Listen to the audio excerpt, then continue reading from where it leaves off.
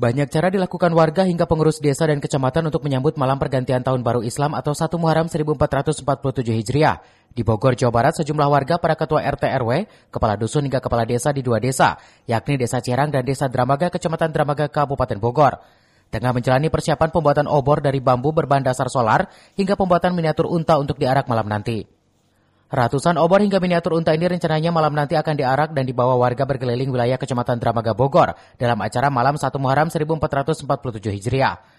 Agenda rutin tahunan sambut 1 Muharram dengan cara pawai obor dan karnaval miniatur ini sengaja digagas pihak kecamatan dan para kepala desa sekecamatan Dramaga agar umat muslim bisa mengenang makna malam pergantian Tahun Baru Islam. Desa Cirang ini selalu melaksanakan perpindahan tahun Islam. Ya, jadi di mana kita mempersiapkan masyarakat untuk menyambutnya. Itu bambunya juga dipilih untuk obor itu, nggak terlalu muda, nggak terlalu tua. Itu satu batang pohon bambu itu bisa menghasilkan 10 obor. Jadi kita bikin rencana 200 obor untuk satu RW ini, karena kalau terlalu banyak khawatir ada hal-hal yang nggak diinginkan ya, seperti kebakaran dan sebagainya.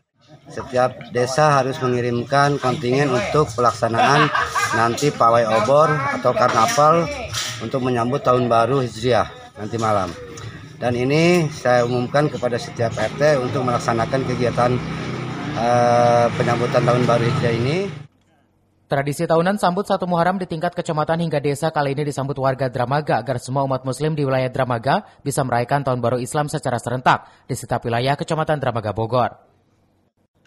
Dari Dramaga, Kabupaten Bogor, Iman Abdurrahman melaporkan.